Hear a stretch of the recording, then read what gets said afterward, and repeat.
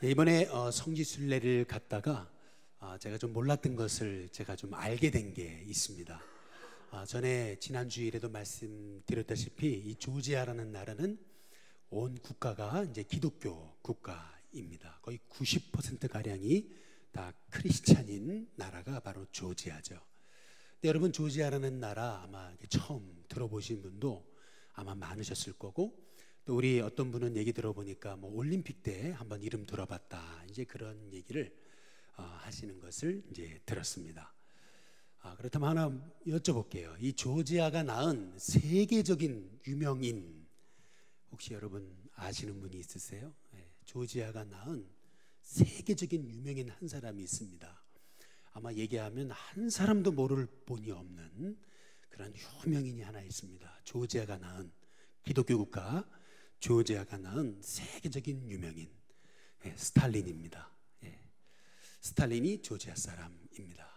여러분, 이 스탈린은 2천만 명의 사람을 죽였다는 얘기가 있습니다.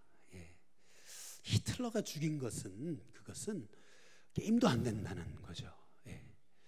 뭐 히틀러는 그나마 유태인을 죽이겠다는 명목이라도 있었지만 스탈린은 사람을 죽이는데 명목 없이도 얼마든지 그냥 가차없이 죽인 인물이 이제 스탈린이라는 것입니다.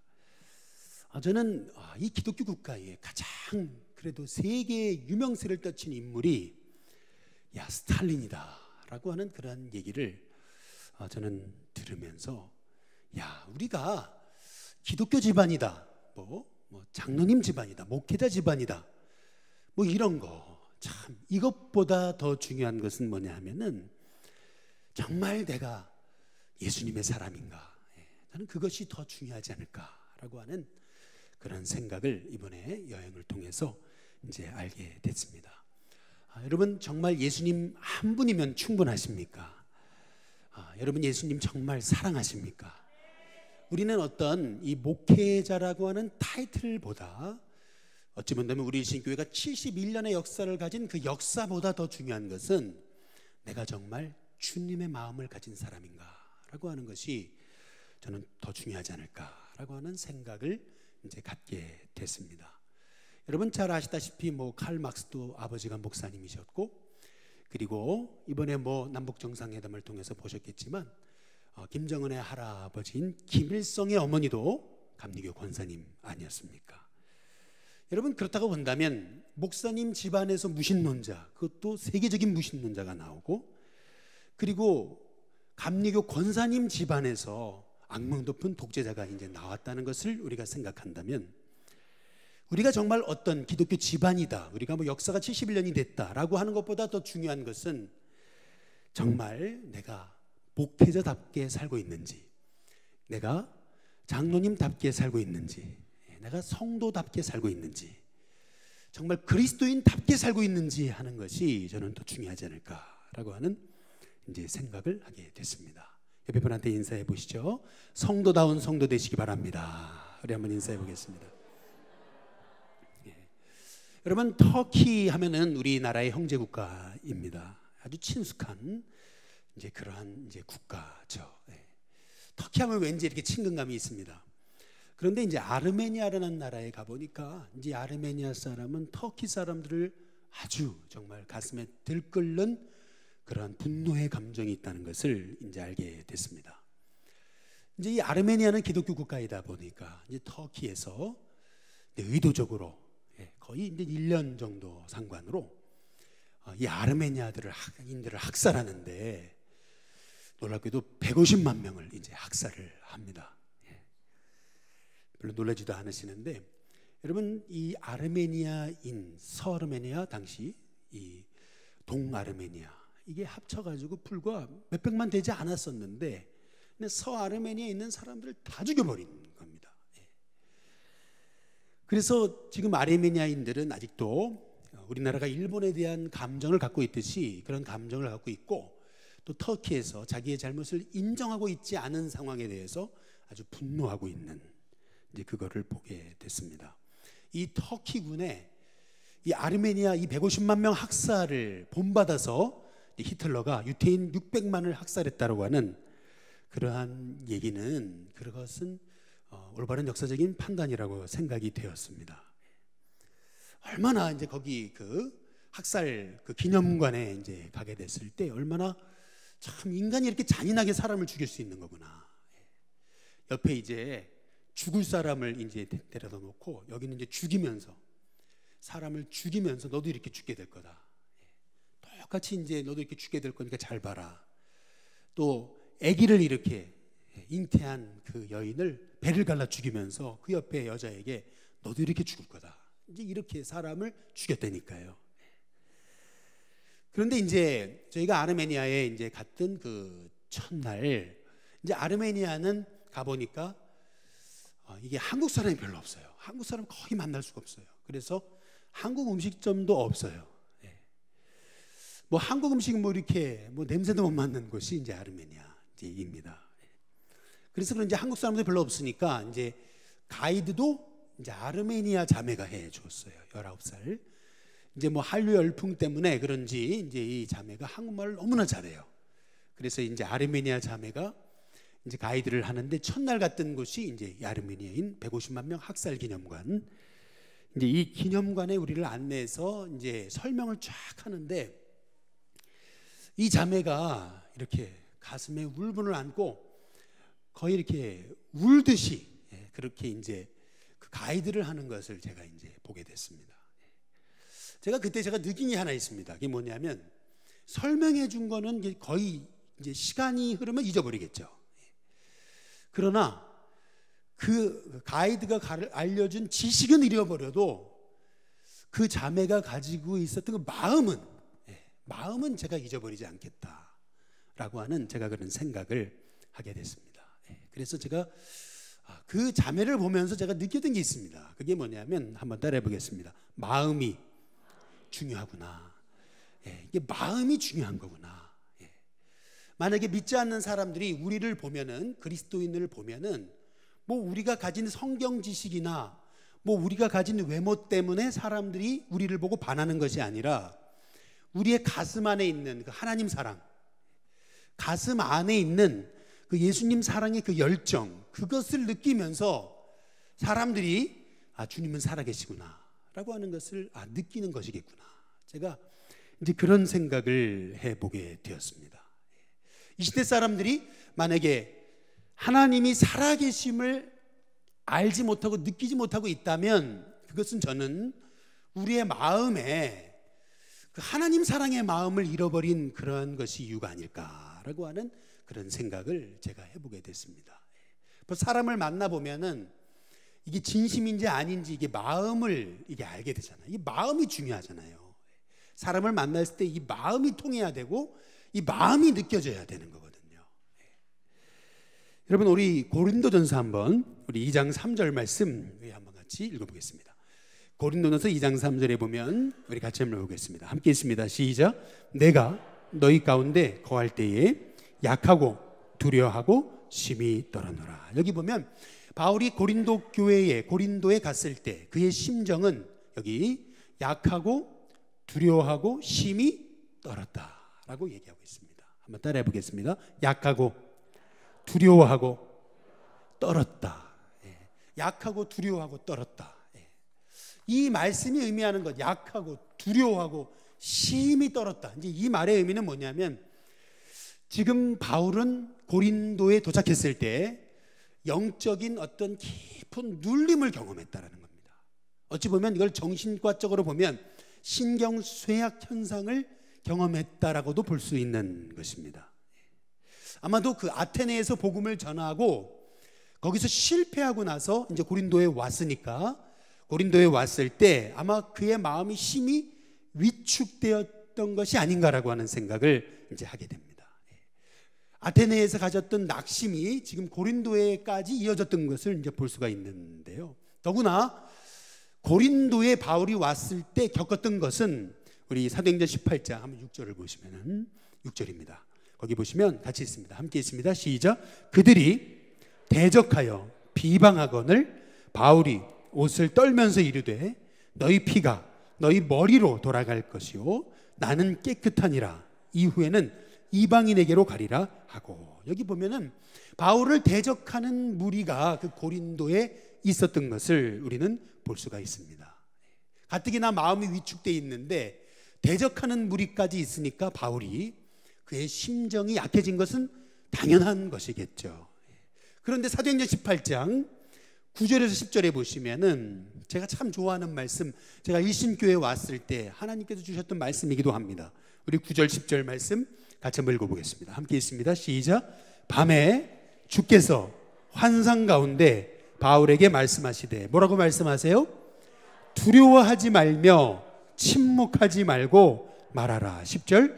내가 너와 함께 있음에 어떤 사람도 너를 대적하여 해롭게 할 자가 없을 것이니 이는 이 성중에 내 백성이 많음이라 하시더라. 한번 따라해 보겠습니다. 이 성중에 내 백성이 많다.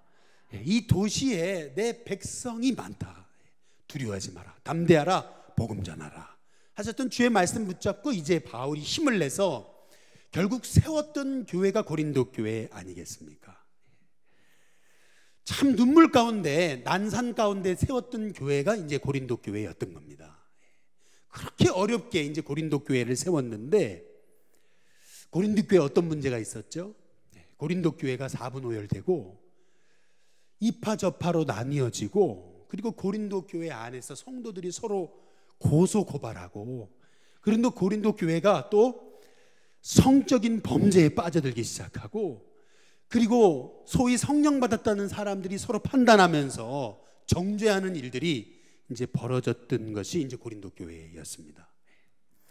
그래서 전에 제가 고린도 전서 강해를 시작하면서 드렸던 말씀은, 이 고린도 교회에 별명을 붙인다면 문제거리 10종 세트의 교회다, 이제 그렇게 말씀을 드린 적이 있습니다.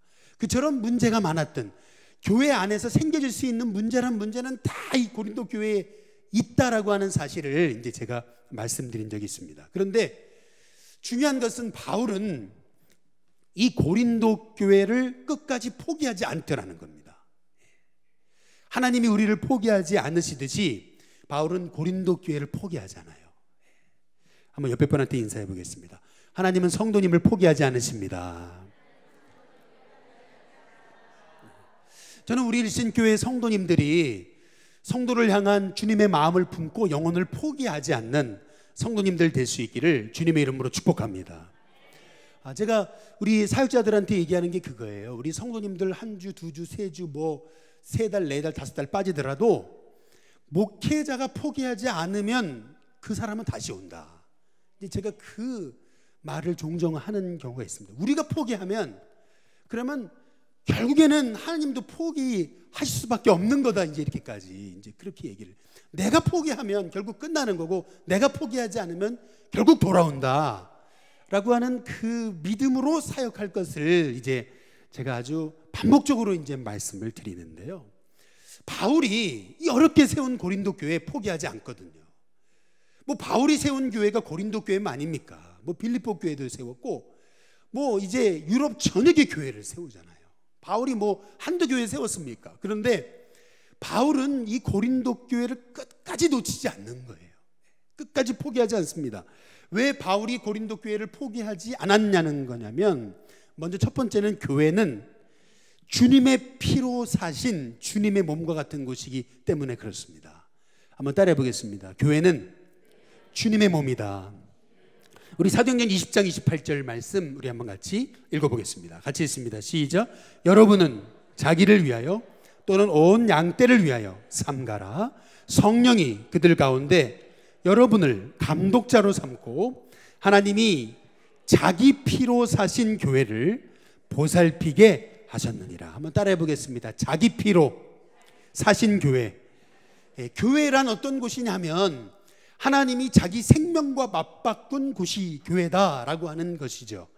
그러니까 교회는 단지 그냥 사람이 세운 기관이나 어떤 뭐 세상의 기업체 정도, 그 정도가 아니라 교회는 하나님이 자기 생명과 맞바꾼 하나님 자신이다. 그래서 이 교회는 세워지면 좋고 말면 말고 이게 아니라 교회는 반드시 세워져야 된다는 것이, 이것이 바울의 믿음이었다는 거죠. 그래서 아무리 고린도 교회가 뭐 이파저파로 나눠지면서 사분오열되고 뭐 성적인 문제가 생기고 그리고 서로 고소고발하고 서로 정죄하고 나뉘어지고 교회가 깨지고 분열된다 하더라도 교회는 하나님이 세우신다.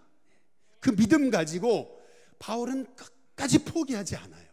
고린도 교인들이 와서 삿대질하고 바울에게 욕하고 당신도 사도냐라고 그렇게 사람들이 바울을 모욕해도 바울은 끝까지 이 고린도 교회 포기하지 않아요. 참 놀라운 것은 이 바울이 포기하지 않는 고린도 교회는 결국 하나님이 세우셨다는 것을 우리는 알 수가 있습니다. 바울이 고린도 교회를 포기할 수 없었던 이유는 두 번째로 고린도 교회는 바울이 연약함 중에 눈물로 세운 곳이 아니라 한번 따라해 보겠습니다. 나은 곳. 바울은 자기가 나았다고 그래요. 우리 고린도전서 4장 한번 15절을 보시겠습니다. 15절에 보면 같이 있습니다. 함께 있습니다. 시작. 그리스도 안에서 1만 스승이 있으되 아버지는 많지 아니하니 그리스도 예수 안에서 내가 복음으로써 너희를 어떻게 해요? 한번 따라해 보겠습니다. 너희를 낳았습니다. 너희를 낳았다. 바울은 교회를 세웠다 그러지 않고 너희를 낳았다고 그렇게 얘기를 해요. 어떻게 어머니가 자기가 몸으로 낳은 자식을 잃어버릴 수 있겠습니까? 자기가 낳은 그 생명과도 같은 것이 교회인데 이 교회를 포기할 수 없다라는 것이 이것이 바울의 심정이었다는 거예요. 저는 우리 일신교회 성도님들의 마음에 교회는 단지 뭐 조직도 아니고 기관도 아니고 교회는 주님의 생명과 맞바꾼 주님 자신이라는 사실을 우리가 깨달을 때 교회는 반드시 세워져야 된다. 이 교회가 세워지기 위해 우리가 눈물을 뿌리는 것은 결국 주님을 세우는 거고 이 교회를 세우는 것은 결국 하나님의 꿈을 세우는 거고 결국 교회를 세우는 것은 나 자신을 세우는 것이라는 것을 우리가 깨닫고 정말 교회를 생명처럼 여기는 하나님의 종들 될 수 있기를 주님의 이름으로 축복합니다. 마지막 세 번째로 바울이 이 고린도 교회를 포기할 수 없었던 것은 바울에게는 하나님 아버지의 마음이 있었다는 겁니다. 오늘 제가 드리고자 하는 말씀이 이 말씀이 이제 핵심인 겁니다. 한번 따라해 보겠습니다. 아버지의 마음. 아버지의 마음이 바울에게 있었다는 건데요. 우리 고린도전서 함께 읽으신 2장 한번 우리 16절 말씀 같이 한번 읽어보겠습니다. 함께 있습니다. 시작. 누가 주의 마음을 알아서 주를 가르치겠느냐? 그러나 우리가 그리스도의 마음을 어떻게 해요? 가졌느라. 누가 도대체 주의 마음을 알아서 이 주의 마음을 가르칠 수 있겠느냐? 그러나 내가 그리스도의 마음을 가졌다. 이제 그렇게 바울이 말하고 있지 않습니까? 우리가 교회를 향한 하나님 아버지의 마음을 알게 되면 여러분 교회를 향해서 기도할 수밖에 없습니다. 그리고 교회가 세워지는 것은 하나님의 꿈이 세워지는 것이라고 하는 것을 깨닫고 정말 교회를 위해서 나 자신을 드리게 돼 있고 또 나 자신을 포기하게 돼 있고 또 주님을 위해서 교회를 위해서 나 자신을 헌신할 수밖에 없는 것이 바로 교회를 사랑하는 주님의 마음을 가진 그 하나님의 종이라는 것입니다. 저는 올해 우리 1년 동안 주일 오후 시간에 특별한 헌신 예배 말고는 이제 고린도 전서의 말씀을 가지고 강해의 말씀을 가지고 함께 우리가 묵상하자고 제가 연초에 말씀을 드렸습니다. 근데 여기 이 고린도 교회를 보게 되면은 우리가 이제 앞으로 수많은 문제를 보게 될 겁니다. 교회 안에 야 이런 문제가 다 있었구나라고 생각될 정도로 교회가 너무 부끄러웠습니다. 바울에게는 어찌 본다면 이 교회가 야 이것도 교회인가? 세상에도 없는 문제가 교회에도 있구나. 야 어떻게 성도들이 이것밖에 안 되나? 라고 하는 그런 실망감을 가져다 주는 교회가 이제 고린도 교회였습니다. 그러나 바울은 고린도 교회를 포기하지 않아요. 왜요? 교회는 주님의 생명과 맞바꾼 곳이잖아요. 교회는 바울이 세운 게 아니에요. 낳은 곳입니다. 뿐만 아니라 교회는요 하나님의 꿈과 뜻과 비전이 담겨 있는 바로 하나님의 마음이 집중되어 있는 곳이 이곳이 바로 교회이기 때문에 바울은 교회를 포기할 수 없는 겁니다. 고린도 교회가 무너지면 고린도 땅도 무너진다라고 하는 그런 이 바울의 안타까운 마음이 있었기 때문에 바울은 고린도 교회를 세우는 것은 고린도 이 사회를 세우는 것이다 라고 하는 믿음이 있었기 때문에 이 고린도 교회가 아무리 문제가 많고 실망을 주고 상처를 주고 해도 고린도 교회는 세워져야 된다 라고 하는 믿음을 갖고 끝까지 포기하지 않고 기도했다는 겁니다. 저는 우리 일신교회 성도님들에게 이런 마음이 있게 되기를 주님의 이름으로 축복합니다. 여러분, 이번 그 성지순례를 가 있는 동안 우리 제 아내가 이제 생일이었거든요. 할렐루야. 그런데 이제 보니까 저희 부모님이 저희 댁에 잘 안 오세요. 잘 찾아오지 않으세요. 그냥 목회 열심히 하라고 그냥 이렇게 어찌 본다면은 너무 이렇게 부모님이 실까 할 정도로 야속하게 안 찾아오세요. 그런데 제가 이제 성지순례를 가 있는 동안 우리 제 아내가 생일이라고 와서 생일 밥을 사주시겠다고 오셨더라고요. 할렐루야. 제 밥은 안 사주시고, 할렐루야. 그런데 이제 보니까 저희 아내가 이제 식사하러 갔을 때 먼저 가서 돈을 다 냈더라고요. 먼저 다 돈을 냈죠.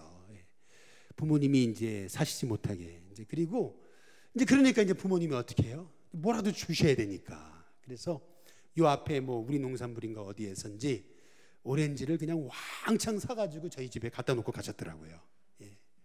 근데 제가 이제 성지순례 갔다 와가지고 이게 웬 오렌지인가 해가지고 먹었어요. 먹었는데 오렌지가 써요. 할렐루야. 오렌지가 이게 써요. 이게 쓰다는 얘기는 오래됐다는 거잖아요. 그래서 이게 오렌지인지 이게 쓴지인지 이게 지금 모르겠는 거예요. 그래서 제가 우리 아내한테 그랬어요. 아니 뭐 이런 걸 샀냐고. 이제 그랬더니 우리 어머니가 사온 거래요. 그러면 자초지종을 이제 쫙 설명을 하는 거죠. 근데 그때 쓴 오렌지를 먹으면서 제가 들었던 마음은 이게 부모님의 사랑이구나 라고 하는 생각을 하면서 쓴 것도 달게 느껴졌습니다. 여러분 잘 보세요. 이게 사람이라는 게 이게 마음이 전달돼야 되는 거거든요. 뭐 오렌지 그까짓 거 좀 버리면 어떻고 못 먹으면 어떻습니까? 그러나 사람이 이게 마음이 전달돼야 되는 거거든요. 이 마음이 중요한 거예요. 근데 바울은 지금 이 고린도 교회를 향해서 얼마나 사랑하는지 이렇게 내가 난산 중에 낳은 아들과 같은 교회, 이 교회를 위해서 누가 주의 마음을 알아서 누가 주의 마음을 가르치겠냐는 거예요. 도대체 주의 마음을 가진 사람이 있었으면 좋겠다는 거죠. 내가 주의 마음을 가졌다. 이제 바울이 그러지 않습니까? 지금 바울이 얘기하는 것은 뭐냐면 이 교회를, 이 고린도 교회, 이 문제 많은 고린도 교회가 세워지는 비결, 그것은 뭐냐면 아버지 하나님의 마음을 가지고 교회를 품고 섬기는 하나님의 종들이 끊임없이 일어나야 된다는 겁니다. 뭐 교회 많은 프로그램, 많은 일을 하는 것보다 중요한 것은 우리에게 주님의 마음이 있는가, 아버지 하나님의 그 영혼 사랑하는 마음이 있는가, 교회 사랑하는 마음이 있는가, 성도 사랑하는 마음이 있는가. 여러분 그 마음이 느껴져야 된다는 겁니다. 우리 말라기 한번 4장 6절을 보시면은요, 여러분 성경, 구약 성경의 맨 끝에 말씀은 말라기죠. 그렇죠, 말라기. 그런데 말라기, 이 구약 성경의 맨 끝장 끝절, 구약 성경의 맨 끝장 끝절이 뭔지 아세요? 그게 말라기 4장 6절이에요. 맨 끝장 끝절. 근데 끝장 끝절이 뭐라고 얘기하는지 아세요? 같이 한번 읽어보겠습니다. 같이 있습니다. 시작. 그가 누구의 마음을요? 아버지의 마음을 누구에게로요? 자녀에게로 돌이키게 하고, 또 자녀들의 마음을 그들의 누구에게로요? 아버지에게로 돌이키게 하리라. 여기 보면은 여러분 말라기 시대 이후 신구약 사이에는 깊은 암흑기가 시작됩니다. 그 암흑기가 시작된 이유는 여기 오늘 말씀을 보면 알 수 있어요. 아버지의 마음을 아는 사람들이 없어지는 시대입니다. 아버지의 마음. 그래서 우리 주님은 아버지의 마음을 갖고 자녀들을 이 아버지께로 돌이킬 그 사람을 하나님이 찾으신다라고 하는 말씀에서 하나님이 원하시는 것은 아버지의 마음을 가진 하나님의 사람들이 일어나야 된다는 것을 말씀하고 계시는 거예요. 왜 신구약 시대 중간기, 왜 암흑기가 왔냐? 아버지 하나님을 알지 못하는, 아버지 하나님의 마음을 알지 못하는 잃어버린 백성들로 인해서 암흑기가 오는 것입니다. 바라기는 저와 여러분의 마음속에 정말 죽어가는 영혼을 향한 주님 아버지 하나님의 마음, 또 여러분을 향한 주님 하나님 아버지의 마음, 또 교회를 향한 아버지 하나님의 마음을 품는 우리 일신교회 성도들이 정말 많이 일어나는 우리 일신교회 될 수 있게 되기를 주님의 이름으로 축복합니다. 전에 제가 봤던 책 중에서 제가 참 마음이 뭉클했던 그 얘기가 있어요. 한번 새벽에도 말씀드렸는데, 어떤 권사님이 이북에서 내려오셨어요. 이북에서 내려와 가지고 아들 하나 있는 거 잘 키워보려고 애썼어요. 이 이북에서 내려온 이 어머니 권사님은 정말 안 해본 일이 없어요. 그래가지고 정말 이 이북에서 내려오신 어머니가 성공을 하셔가지고 뭐 집이 수채가 되고, 이 권사님은 이북에서 내려와서 맨주먹으로 성공한 거예요. 근데 아들이 너무 귀하게 자랐잖아요. 아들이 나중에 이제 자라가지고 이제 자랐는데 이제 할 일이 없으니까 엄마한테 와서 나 사업할 건데 나 좀 사업 자금 좀 달라고. 그러면 어머니가 이제 집 하나 팔아서 주고, 또 망하니까 또 사업 자금 달라 그래서 집 하나 팔아주고, 또 망하니까 사업하겠다고 집 하나 팔아주고. 근데 나중에는 이 권사님이 자기 집밖에 안 남은 거예요. 그런데 아들이 또 찾아왔어요. 한 번만 좀 살려달라고. 어떻게 했어요? 권사님이 자기 집 저당 잡혀가지고 돈을 또 빌려준 겁니다. 결국 그 아들이 망했어요. 또 그러고 나니까 이제 목사님이 권사님한테, 아니 권사님, 그렇게 아들이 그런 거, 아들 또 망할 거 알면서 왜 빌려줬냐고. 지금 권사님마저 길가에 나앉게 생기지 않았냐고. 그랬더니 이 권사님이 했던 말, 아들은 잃어버리지 말아야 되지 않겠냐고.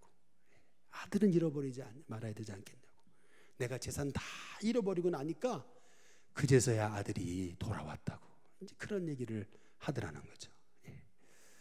저는 그 얘기를 듣고 참 마음이 뭉클했습니다. 여러분 보세요. 이 권사님에게는 어머니의 마음이 있는 겁니다. 어머니의 마음이 있으니까 아들이 망하고 또 돈 빌려달라고 그러고, 망하고 또 빌려달라고 해도 빌려줄 수밖에 없는 거예요. 자기가 망하면서도 빌려줄 수밖에 없는 거죠. 여러분, 결국 어머니의 마음, 아버지의 마음을 가질 때 영혼이 돌아오고 회복됩니다. 결국 아버지 하나님의 마음이 있을 때 교회가 회복되고 성도가 회복되고 우리 인생이 회복됩니다. 바라기는 저와 여러분에게 오늘 바울이 얘기한 것처럼 누가 주의 마음을 알아서 우리 주님의 마음을 가르치겠냐는 거예요. 누가 도대체 그 아버지 하나님의 마음을 아는 사람이 도대체 어디 있냐는 거예요.